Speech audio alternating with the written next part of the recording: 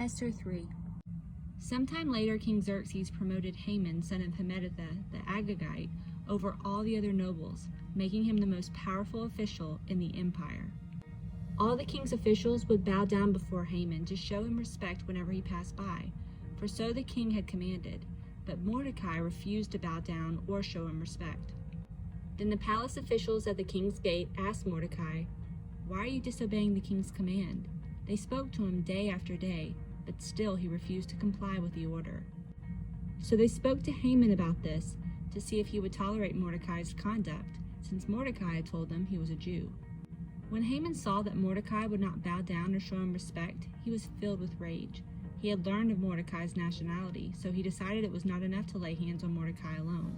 Instead, he looked for a way to destroy all the Jews throughout the entire empire of Xerxes. So in the month of April, during the 12th year of King Xerxes' reign, lots were cast in Haman's presence to determine the best day and month to take action, and the day selected was March 7th, nearly a year later. Then Haman approached King Xerxes and said, "There is a certain race of people scattered through all the provinces of your empire who keep themselves separate from everyone else. Their laws are different from those of any other people, and they refuse to obey the laws of the king. So it is not in the king's interest to let them live. If it please the king, issue a decree that they be destroyed, and I will give 10,000 large sacks of silver to the government administrators to be deposited in the royal treasury." The king agreed, confirming his decision by removing his signet ring from his finger and giving it to Haman, son of Hammedatha the Agagite, the enemy of the Jews.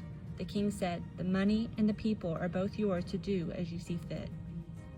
So on April 17th, the king's secretaries were summoned, and a decree was written exactly as Haman dictated. It was sent to the king's highest officers, the governors of the respective provinces, and the nobles of each province in their own scripts and languages. The decree was written in the name of King Xerxes and sealed with the king's signet ring. Dispatches were sent by swift messengers into all the provinces of the empire, giving the order that all Jews, young and old, including women and children, must be killed, slaughtered, and annihilated on a single day. This was scheduled to happen on March 7th of the next year. The property of the Jews would be given to those who killed them.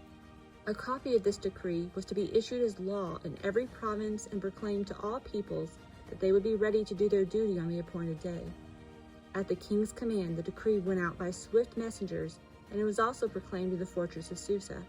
Then the king and Haman sat down to drink, but the city of Susa fell into confusion.